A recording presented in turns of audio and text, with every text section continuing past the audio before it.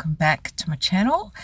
I am heading home from work and I'm about to put together and load up my Facelift in Bali budget edition that I've been promising you all for a while, so stay tuned. I'll be back home soon, just calling in to Chemist Warehouse, and then I'm going to be ready to rock and roll, and I'll be back in the media room slash study slash everywhere we drop all the junk room, and I'll be putting the video on to edit, and yeah, see you soon.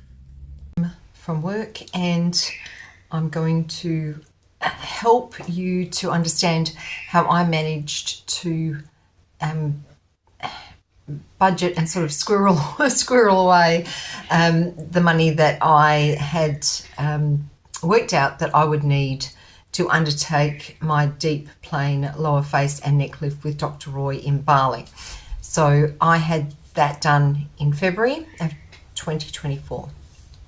So when I'm talking about costs, just keep that, at front of mind, because everything's changed, as we know.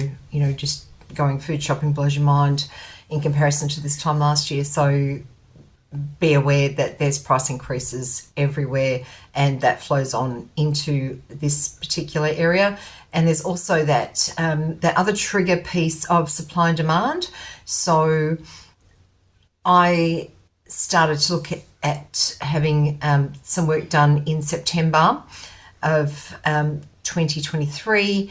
I organised my consultation with Dr. Roy in October 2023, and at that point in time the demand was there, but reasonably low, because it sort of happened or coincided at the same time as Pam starting up her Facelift in Bali Facebook page. And I think I was one of maybe, 50 maybe members at that point in time. We're now up to, 15,000 almost, I think, and our first anniversary date.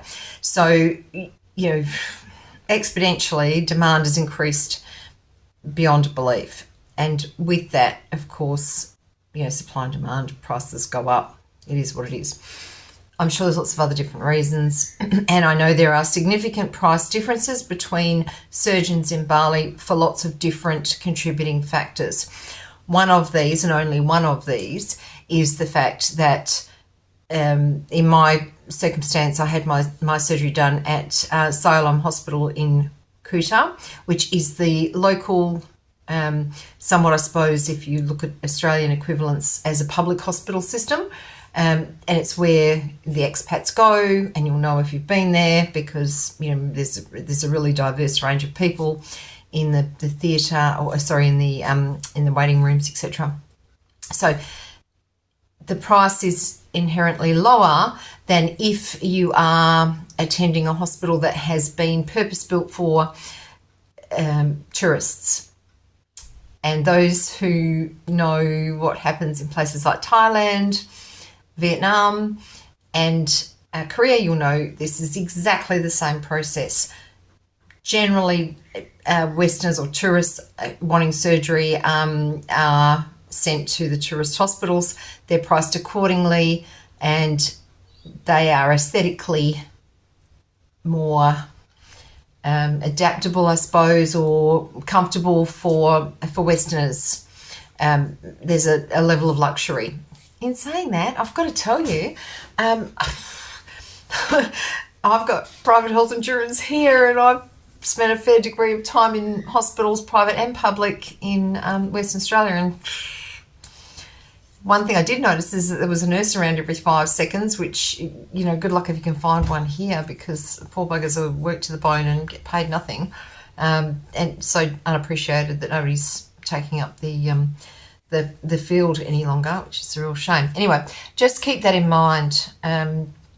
It's really important to remember that price does not dictate the quality of the surgery or the quality of the outcome. The myriad of things. I've spoken about a million times on this channel, and you know me. just listen to me. Your results depend on so many factors, age, DNA, facial structure, tissues, health, skin texture, healing ability, so many different things. Don't always think if you're getting an iPhone that because you're paying more for it that you're going to get better usability out of it. And I can say this because I was an iPhone user. I was one of the gang, the sort of elitist iPhone users. And then I realized that I could only use Apple or ISO apps, and I didn't have the ability for external storage. I just couldn't interact. The interface wasn't going on with everything else as technology was changing. And I was thinking, you know what? I don't know about that. I like the marketing ploy, love it, but I wouldn't want to pay extra for something that is restricting me from being able to have more usability. And then I started to do some research into Android phones and looked at comparisons with tech specialists and decided, it's a thing. There's a gang thing. It's a human thing. A student of sociology and psychology, I can tell you that we follow certain paths. We're tribe orientated, and we will follow the leader a lot of the time as humans. It's just what we do. It's how we managed to stay alive in caves, how many millions of years ago, and outlive, all the other Homo sapien species that have died in the interim. So, long story short, just because you're paying a lot for it doesn't mean you're going to get the best. That's the way it is. Not to say there are good surgeons and bad surgeons. There's always really good brain surgeons and really crap brain surgeons and mediocre brain surgeons. You always want to go the best brain surgeon, right? Same with plastic surgery, same with anything. You'll know yourself, there's A and B type personalities. Some people really strive to absolutely do the very best job they possibly can, whether they're emptying your rubbish bins or, inventing a cure for cancer. It's inherent within their psyche to be that way. Just because you did a doctorate, studied medicine for, umpteen years and didn't sleep for 15 of those, doing internships, etc., does not necessarily mean that you are going to be that elite, dedicated surgeon that is going to go the extra mile. It's just like everything. It's like every career. Just because you've, cutting someone's face doesn't make you, any different to anyone else when with work ethic. And some people have bad days and good days, and sometimes, technology fails on us and sometimes it doesn't. Sometimes we're tired and some days we wake up full of energy, and, you always want to be on those full of energy days surgery lists, right? You definitely want to make sure that they weren't out the night before partying or there was some major family crisis. I say call in sick. Call in sick. Anyway, that's where we're at. That was the price, 8 minutes of your life that you'll never get back. I fear that some of my capping from my tooth has come apart because I really wanted a chocolate coated peanut before and hammered down on it. I think might be another trip back to Cuda Dental.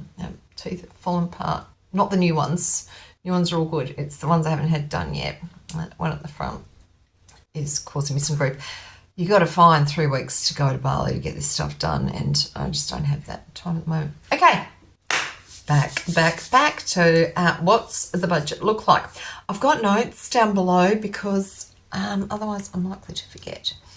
So if you are on the Facelift in Bali Facebook page, you will have seen that I have actually uploaded a post that I did a long time ago, just after my surgery, just saying, basically this is how I budgeted. So I've got that post in front of me and I'm going to talk through it. But what I'll do differently in this video is just sort of give you a few visuals on stuff. And I've got this cool, I'm looking at it, but you can't see it. Let me see. I'll just try and turn it. I've got this really cool little budget planner thing here. Oh, look, can you see? That I am working on right now to be able to provide for you. That you will be able to grab in a link below in the description box down below, and then you'll be able to go in and use it if you want. Change the categories, do whatever you want. There's some sort of formula behind it. Don't for any minute, for a second, think that I did that. Because I love a good Excel spreadsheet, love it. No good with formulas. Love the creative side of my head. When it comes to sort of thinking about formulas and coding, I'm just junk. I don't even get one of those fixed in Bali. I don't think so. Anyway, so that's the budget planner that you'll be able to get in the description below. Very cool. Back to the story. So I went and had my consultation with Dr. Roy in October 2023. And when I was there, I've talked before about not a lot of communication, a lot of conversation, basically, yep. And I was, yep. And I was like, and he said, when do you want to come? And I said, how soon can you do it? And he was like, next week. I was like, yeah. Now I've got to go home first, a few other things to do. Got a little bit scared. And Milan then got out her little diary piece of paper, I think it was. Just a piece of paper. And she was like flipping through and she said, well, what about February? How's February work for you? And I'm like, okay, February, right. Kids are back from school. That means it's not school holidays anymore. Not that that's a problem for me, but don't like going to Bali when it's school holidays. You know, did that for many a year with my own kids, and, you know, I've earned the right not to have to do that anymore. Plus, I've earned the right not to have to pay the exorbitant money that you pay that time of year. So I was like, oh, that's good. I had my mate Jo with me because she was coming to have a look at having some bleph eyelid lifting surgery as well. And she was like, yeah, that sounds good for me. I mean, we're on the hop, but anyway, no worries. You know, it's all good. Milan said, no worries, let us know. I said, book us in, we'll be good.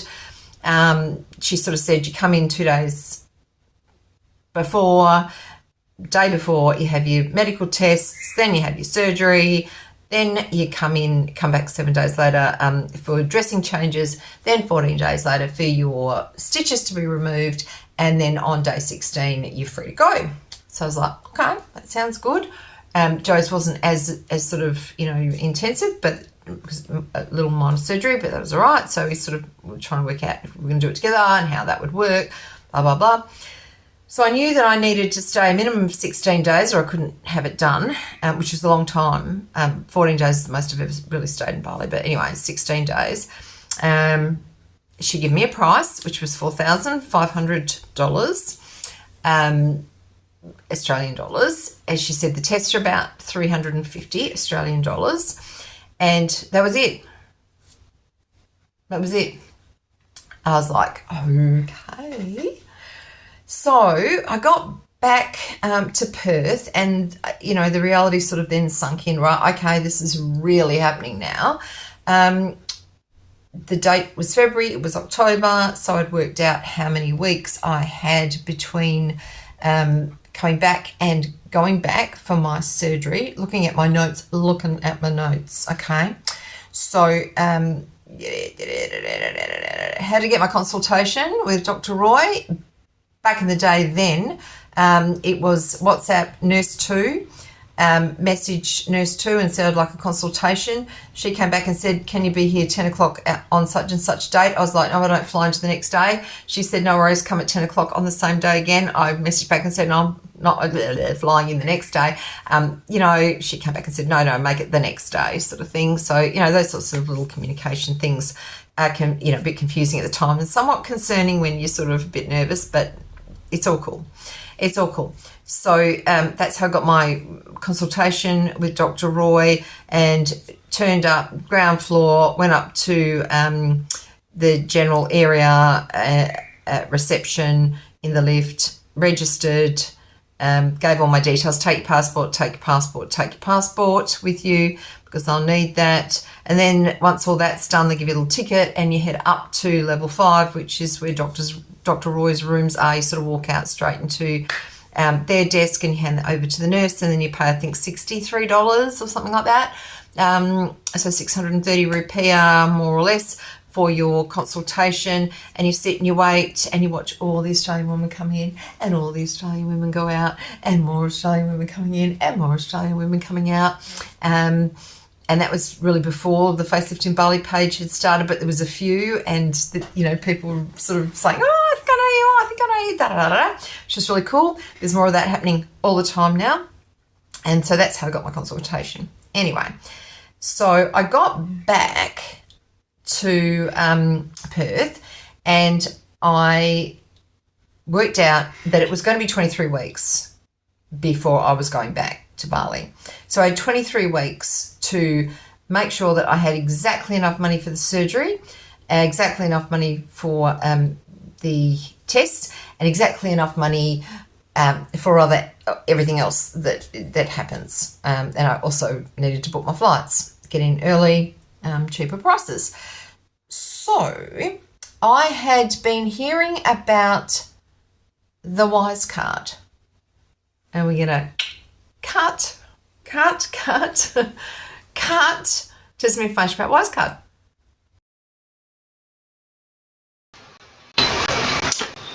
Okay, so what we're doing now is searching for Wise card, so we can have a look at what that is. So I've already done a quick search. We'll go again. Wise card, Australia, beautiful. And here we go. It's Wise card. And now we are having a look at the site. It's the Australian site in English.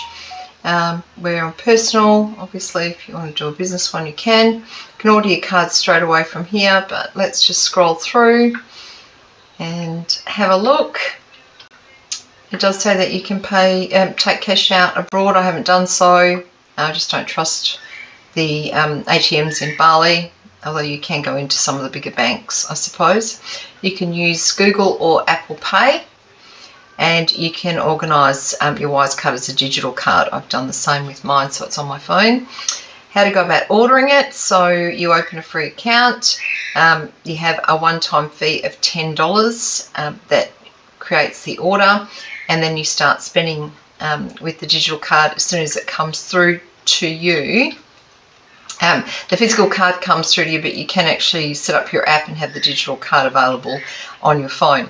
I just waited for the card to come through in the mail, which took about a week. So you can order your card here, or if we go through and just have a look, you can freeze your card if you worry that there's been some illicit activity straight away. As I said, you can digitalize your card and put it onto your phone and get a notification. Set that up in your app on your phone that you get a notification every time there is a transaction, which is a great reassurance. There's some reviews and just a little bit about security and international safeguarding and all the different things you can do with Wise card. You can check the current rates as well, which is really cool. But let's go back to here. So all you would do if you're going to get one is click order your card. Obviously I've already got a login, so pop your email address in, click next, and you're ready to go. There we go. That's how you order your Wise card. So you've got a gist of what Wise card is. You order it online, as we've seen. It comes to your house. Then you have to activate it, and you put some money in from your bank account to start with, and it gets activated. And then basically you go to your normal online banking, your normal bank account, wherever your pay comes in, whatever, and you can automatically deduct once a month or once a week or once a fortnight an amount straight into your Wise card, which is great. And your Wise card gives you full access to almost every retail organisation in Bali, bar Alpha Marts. I don't think they take them, Alpha Marts, but pretty much everybody else does. Always have some cash handy, always. But you got your Wise card, and the exchange rate, insane. Like, you're just not going to get an exchange rate like it anywhere else, okay? So that was the first thing I needed, the Wise card. What was good about that too is that, you know, it meant that although I could access money anytime I needed to, it was just gone. I didn't have to think about it, and I couldn't really touch it. I could, but you know, it was a hassle to touch it while I was in Australia. So I just made sure everything was wired up with Wise so that the access was there, and do that. So if you're gonna quickly grab a Wise card and you're heading off in a week's time, it's not going to work. I wouldn't suggest you do that. I would suggest that you give yourself plenty of time, order your Wise card, get your money transferred across, you know, pay a few things with it while you're here in Perth, make sure it's all working honky-dory, then get over there and life is good. All right. I haven't used it to withdraw cash in Bali at all, so I can't tell you how that works. There may be other people that have been using it for that elsewhere, especially on the Facelift in Bali Facebook page, so maybe ask if you're interested about that. I'm not a big fan of withdrawing cash full stop from anywhere in Bali, because I have had several people that are close to me totally ripped off with scanners and things, and banks have just been terrible about it, and they've lost a lot of money. So I'm just like, cash, card. Cash, take enough cash with you. So anyway, I had 23 weeks. I had worked out with all the calculations that I did that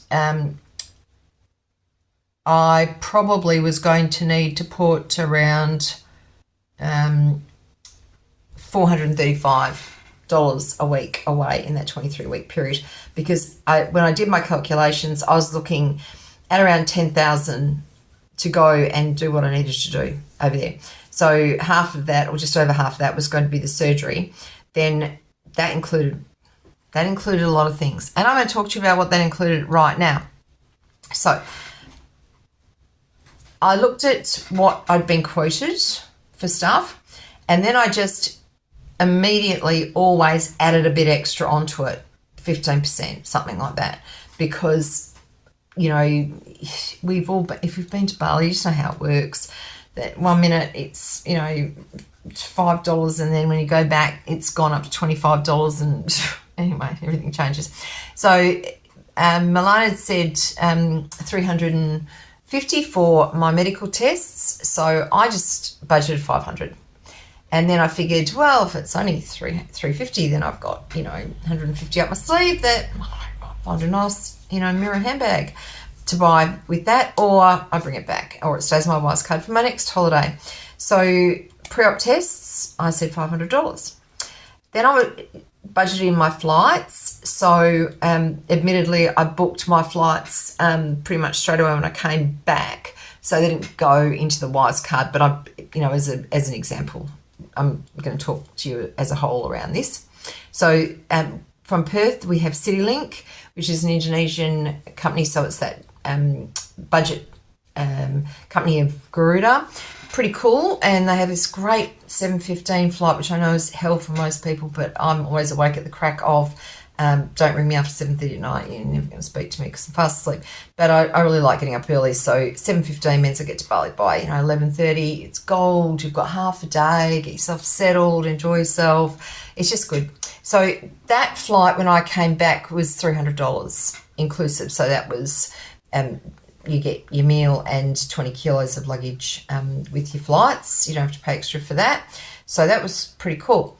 I wanted to book my return flights to come back 16 days later, but I learnt through a bit of a negative experience in October when I had to get back to Perth really quickly due to a major family emergency, that if you don't have flexible flights, you're just going to lose that money and have to, pay for more flights, and getting money back of insurance companies is freaking a nightmare, and usually your excess is almost as much as your flight, and really honestly. So I made an effort, and I really think this is a great tip, big tip, huge tip. Listen to me. Book changeable flights. So for me to do that, CityLink didn't do it. I needed to do it through AirAsia. Side note, don't fly with Jetstar. If Jetstar was the only airline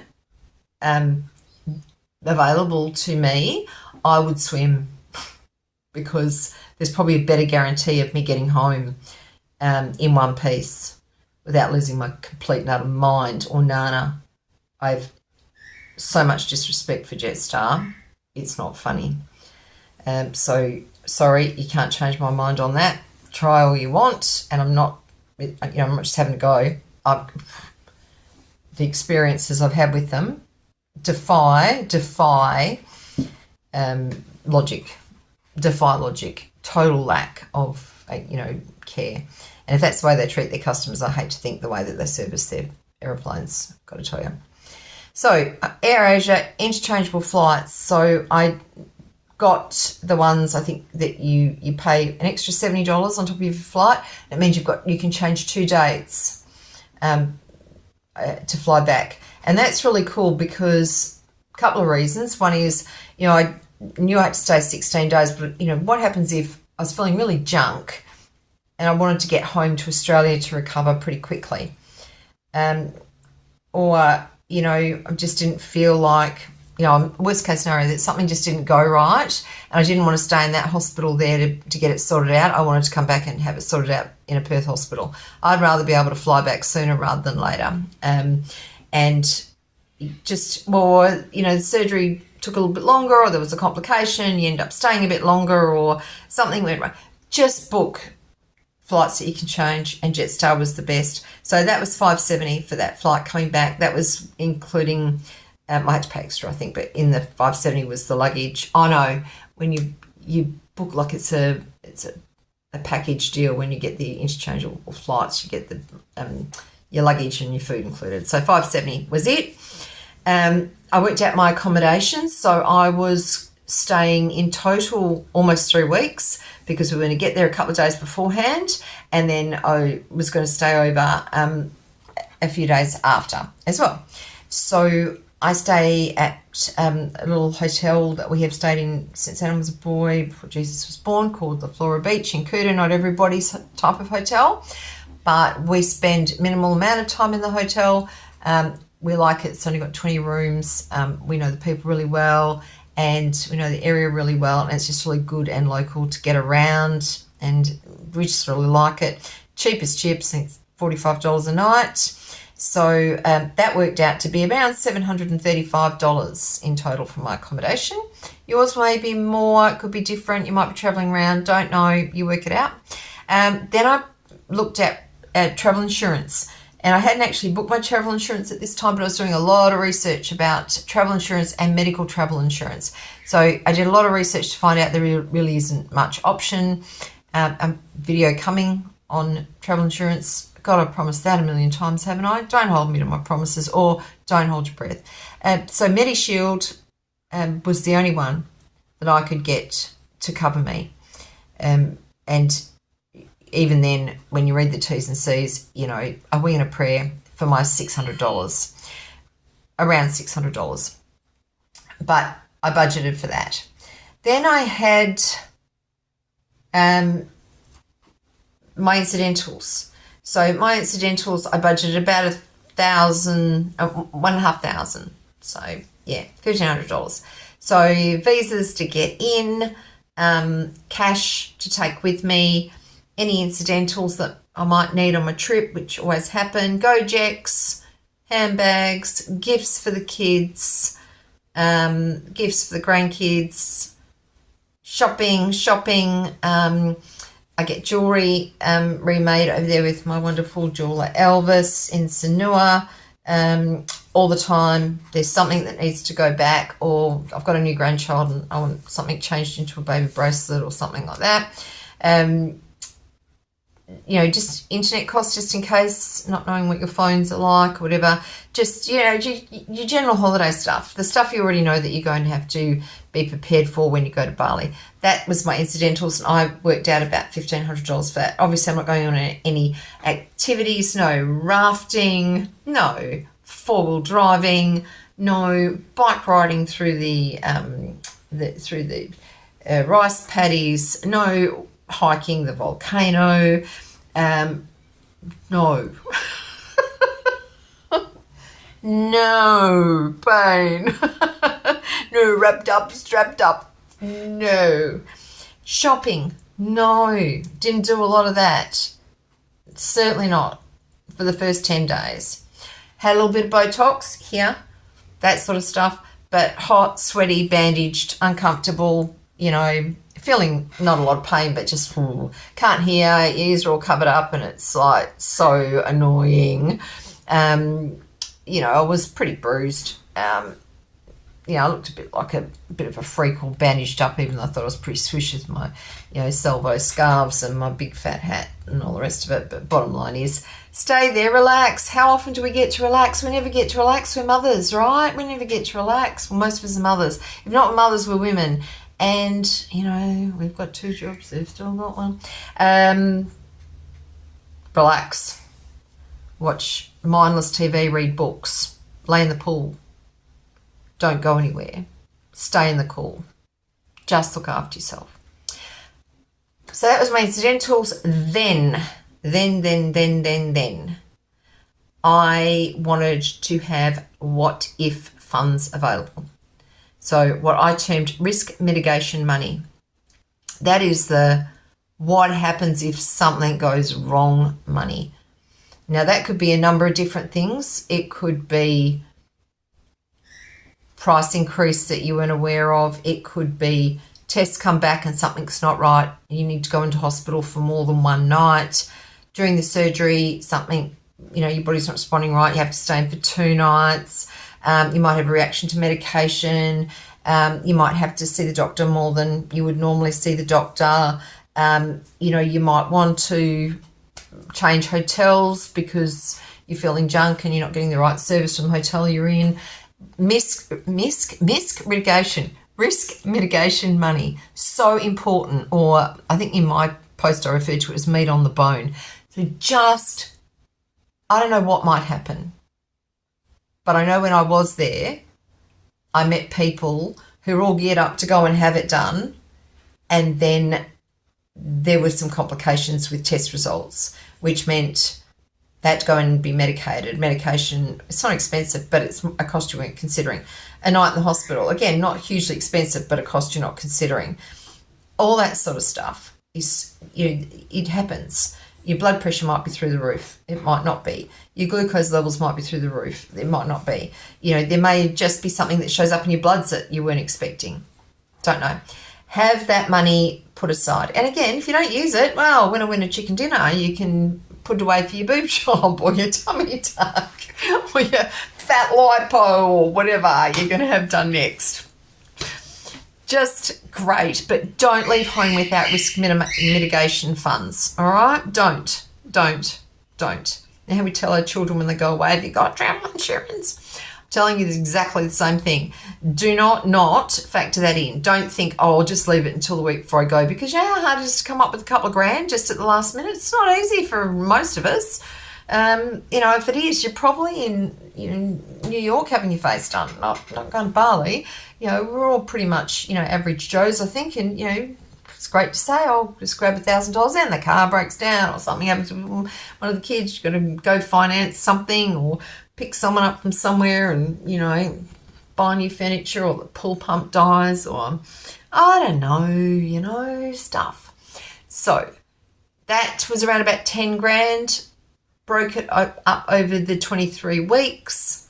And it was about $425 a week that I squirreled away. So then when I went to hit Bali a week before my surgery, I had all of my funds ready to go. And when I bought tickets, travel tickets and things like that, before I had enough money in my Wise card, as soon as I had the amount of money to cover it, I took it out of the Wise card and put it back in my savings. probably should have just left it there because I was robbing Peter to pay Paul. But it had this real sort of, schoolgirl mindset of, put the money here. Back in the day when I used to have envelopes to pay all my bills, when we used to get paid in yellow envelopes. Jesus Christ, I'm showing my age now. Excuse me, I shouldn't have said that, but you know what I mean.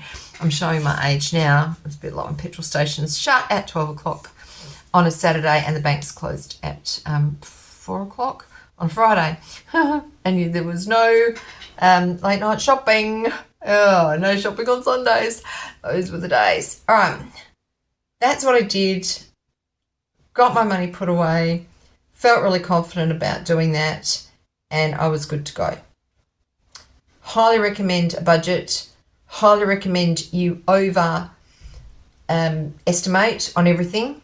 Always overestimate on everything. Therefore, if you're not stressed out if you are ending up having to chill out and find some more money. And I did, because when I got there, all of a sudden, my $4,500 deep plane face and neck lift had suddenly gone up to $5,500. Okay, so that was a shock. It was a shock because, the price is the price, right? Then I was like, oh, I'm here. I've committed. I've got my head in the right space because, I was pretty terrified. Oh, I was terrified. I got there. I've got Joe with me. I've got 3 weeks off work. I've committed. And in the back of my mind, I'm thinking, in comparison to the quotes I'd had in Perth, seriously? Dollars. What is $1,000? Went the $1,000 straight off the bat and paid it. Didn't argue. Why didn't I argue? Well, because of Malu and Bali, which is loss of face, and you just don't start doing that sort of thing, having those conversations, because it's different to bartering and stuff like that. It's not a good look culturally to start sort of arguing the point around things like that. The assumption would be made that I would have known because somehow I would have been connected to other people who knew that there'd been a price increase. That's the assumption. Just accept it. That's the assumption sometimes with collective cultures like Indonesian culture. And so you have to sort of suck that one up. But of course, if you've got your contingency money, your what if it happens money, if everything goes south money, then you're okay because it's not great, but you've still got that money put aside. Excellent. The other reason I didn't argue about it is, did I want to make the person cutting into my face angry? Did I want them to sort of feel a bit offish about me? Did I want to sort of be the Karen under the knife? And apologies to all you Karens out there. That's very inappropriate of me. In fact, I'm going to edit that bit out because that's not what you say. You don't make the person who is going to be cutting into your face unhappy with you. That was my theory. Just smile and wave, boys. Smile and wave, boys. Smile and wave. It was a Madagascar moment. I was like, okay, going to find another $1,000. Luckily, I've got it in my, contingency budget. That's okay. Little disappointed, but $5,500 in comparison to $34,000 and upwards in Australia. Just, shut up and take my money. Shut up and take my money is what I said. I didn't, but, it's Bali, isn't it? It's Bali. It's Bali. Oh, my gosh, it's Bali. So, yeah, that was a bit of a shock for me. So, stay in touch with people and talk to them and find out. I thought, don't expect someone's going to tell you this sort of stuff because, again, there's an assumption from there in that you're already all over this. You wouldn't be doing it if you didn't know sort of stuff. They're not trying to pull the wool over your eyes. It's just an assumption. It's a non-verbal culture in a lot of ways. And the assumptions are that, you'd be an idiot if you didn't know. So I don't want to look like an idiot. I didn't know. I did go, oh, wow. Oh, gosh. I thought it was $4,500. I never written down anywhere. I didn't get a written quote. I didn't get a written appointment. It's just got written on a scrap paper and mine's little paddy thing, like pad, like piece of paper, scrap. That was it. I didn't get anything. So, not that that would matter anyway, because contractual obligations in Indonesia are different to what they are elsewhere in the world as well. Just put your money aside. Don't get yourself stressed out. You're already worried. Just be happy. Go and get it done. You know, if $1,000 is going to kill you, then now's not the time to get it done. Save and save and save a bit longer, and then go and get it done when you've got the ability to have spare money just in case something goes wrong. Don't put yourself under financial stress over this. You're not going to miss the boat. Your face is still going to be there in a year's time. You know, that's my advice. Anywho, I am going to get my little budget thing that you can have a little look at, and I'm going to fiddle around with it and try and video me putting in numbers so it all looks honky-dory wonderful. And then if you think you like it, you can download it and give it a go. Once again, all care, no responsibility taken on that one because didn't do the formulas. Okay, it literally is off the 360 Microsoft site, except to put my little bits on it because it's about as good as I can get. I can be creative. Oh, I've got some exciting things planned for October. Oh, should I tell you about it now? I have to do a separate video. It's very exciting. If you're in Perth or you're planning a trip to Perth in October, it might be worth you clicking on to my next video because I've got some exciting news. We're going to be doing something really special here in Perth. Bit of a collaboration on my page and another page, and we may have some special guests from the alumni, the Flibber Sisterhood alumni who might be attending. So those who have in the last 12 months gone under the knife, who are keen to share their experiences and answer some questions. It's not a luncheon. Not that luncheons aren't great, but they can be a bit tricky if you're really just there for some information and you can't really find anyone to talk to because everyone's talking to everybody else. It will be relatively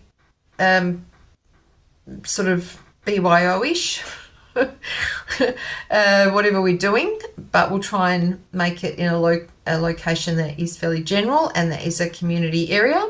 And yeah, I can't tell you anymore because I'm going to do a video on it. I'll link the video to that one up here, okay? But if I can't do that because I'm slightly technically challenged still in this space, the best way possible for you to find out what exciting things are happening in October on my page and collaborating with some of our flibbers is to like this video, first of all, because then other people see it in their feeds, but most definitely subscribe because I've got really junk subscription numbers, which isn't good because if there's junk subscription numbers, then it's not, I don't have the ability to sort of do like special things for subscribers that everybody else who just waddles past and has a look on YouTube gets. So everyone gets the same content at the moment, but if I've got subscribers, then you guys get and girls get separate content, which I think is really cool because that's content that, you know, I'd really like to do some deep diving. I'm going to head back to Bali. I'm going to head into the hospitals and video some of the stuff that's going on in the hospitals and give you tours so you can really get a good look at what's happening and you know, take you through the entire timeline there. Hopefully, again, chat to some people who have had surgery done and talk to them about their long-term recovery and what that's looking like month by month by month by month. So you've been following mine, but there's plenty of other people that are part of sort of my page now who have also done the same as me And not everybody's had, the most positive experiences either. So I think there's an opportunity for us to talk, and for me to talk a bit about some of those experiences, not identifying anybody at all, but just talking about some of the circumstances that I have been sort of not heard about, but have been told directly by people who are post-surgery. Immediately, a few weeks later, a few months later, those that might be going for a review with all the surgeons, not just Dr. Roy, but all surgeons. Those some of the things that people have noticed. I've talked to you about some of the things that I've noticed that I might, have a look at getting a bit of a review done on. Don't know, still, jury's out on that one. Just having a think about it. Just noticing my neck is starting to sort of, where I was with the swelling, I was there. Now I'm seeing those lines again, but, they're not like they were. And I just don't know, I'm worried that if too much gets pulled up, then I get really gaunt, and we get gaunt anyway as we get older. So that's another video coming up. Insurance video coming up. There's lots going on, and I'm just going to churn them out and let you have a look at them. Okay. Comments below. Please subscribe. The more subscribers, the more we can do, live stuff and special bits. And if we're going to chats on the couch, we're going to have a live Q&A session where you can put your questions up and I can answer them for you live. All that sort of stuff can happen if I've got more subscribers. Because I haven't got that many subscribers, I've just got like this, it's sort of a tiered thing. I'm just on this low tier, which basically means I get to flap my gums and upload it and do a bit of fancy stuff. But I'd like to do more and really devote more time to this and add a podcast to it as well, that'd be good fun. Good fun, informative, speak to the doctors, speak to patients before surgery. What are your concerns? What are your worries? After surgery, how'd it go for you? Is it all, what do you call it? Fairy tales and, popcorn. That's not right, is it? What am I trying to say? It's getting late in the day. The bird's starting to carry on now.